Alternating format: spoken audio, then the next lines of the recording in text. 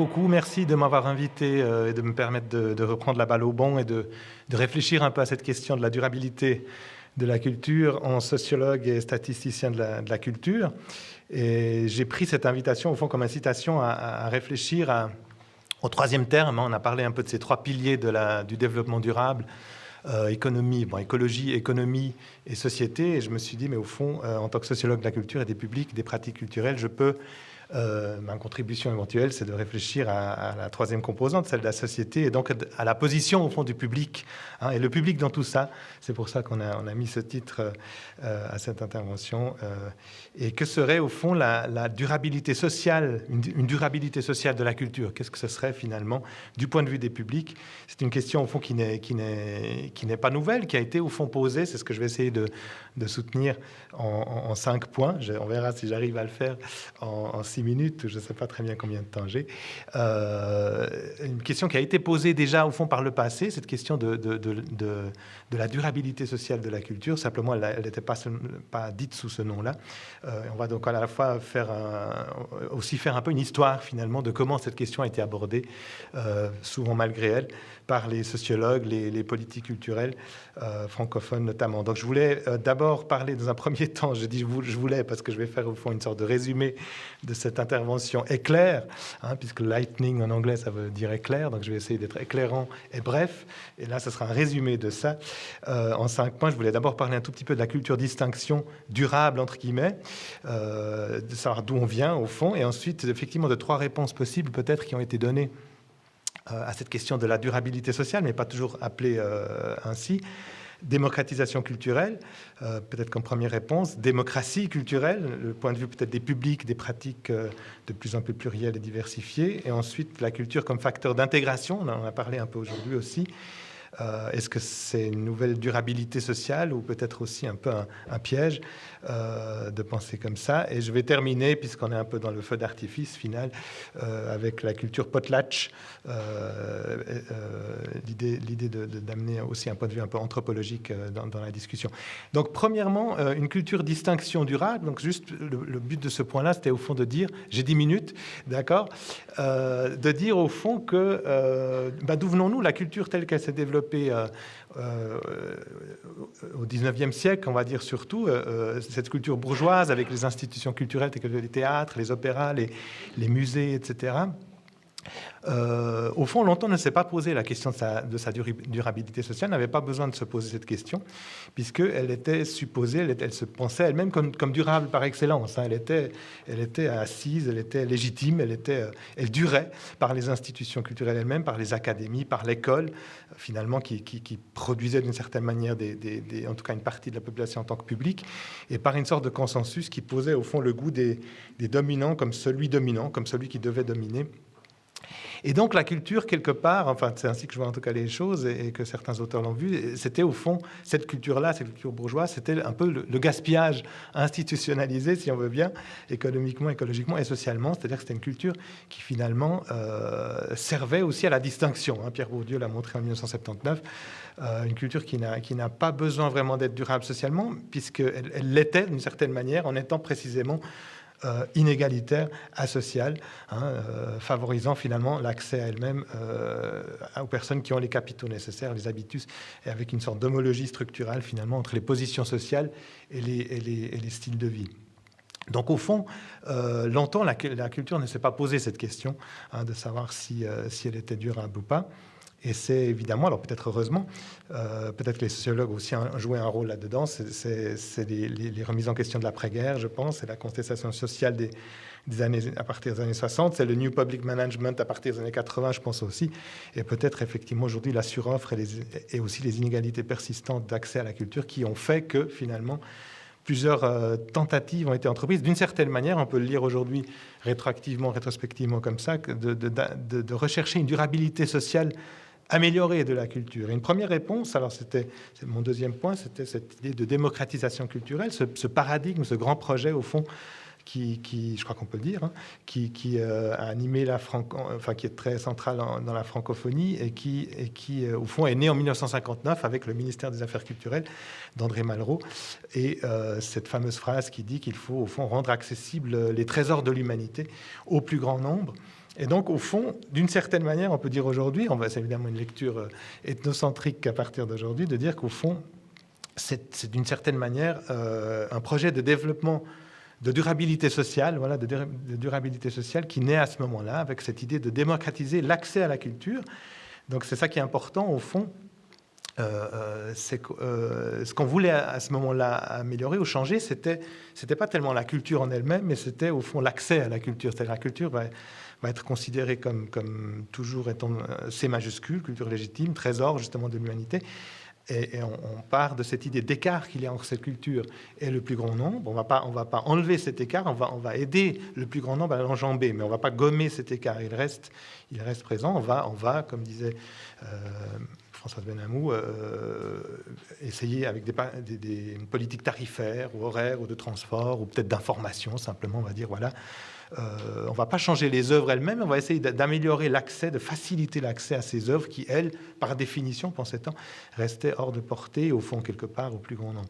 Alors, que veut dire, au fond, démocratiser l'accès à la culture? Il y a des gens qui ont montré aussi les difficultés et les paradoxes de cette entreprise de démocratisation culturelle, hein, qui, au fond, anime les institutions et les responsables, on peut dire, en France et aussi en Suisse, depuis, je pense, les années 60.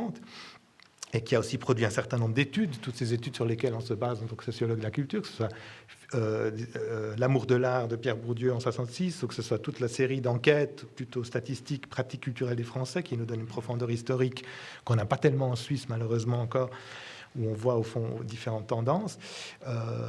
Depuis 1973, il y a toutes ces enquêtes qui ont été faites. Sylvie Octobre et Olivier Denat, dans un article en 1999-2000, Comment mesurer la démocratisation, ont fait relever un peu les apories et les questions que pose cette idée de démocratiser l'accès à la culture et donc, au fond, d'augmenter la durabilité sociale de la culture. Est-ce qu'on veut simplement augmenter la fréquence des publics existants et augmenter la fréquentation? Ce serait une sorte d'augmentation mécanique, une intensification, on pourrait dire peut-être un épuisement du public, c'est-à-dire que le même public qui vient déjà va venir plus souvent.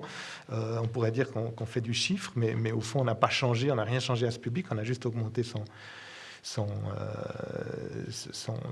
quantité, en fait, sa quantité de visites.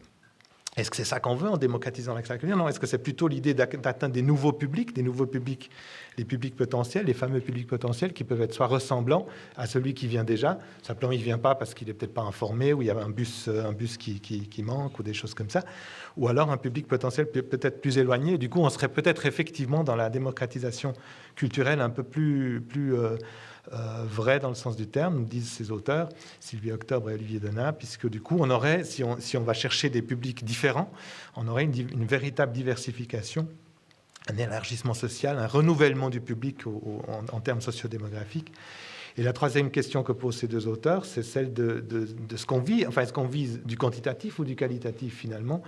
On peut viser du quantitatif. On a, par exemple, à l'OFS, les statistiques qu'on mène à l'OFS sur les pratiques culturelles en Suisse, on a des chiffres assez incroyables. Il y a 70% de la population qui ont fréquenté au moins un musée j'ai plus que 4 minutes, qui ont fréquenté au moins un musée ou qui ont fréquenté au moins un théâtre ou un monument, visité un monument dans l'année. 70%, c'est énorme.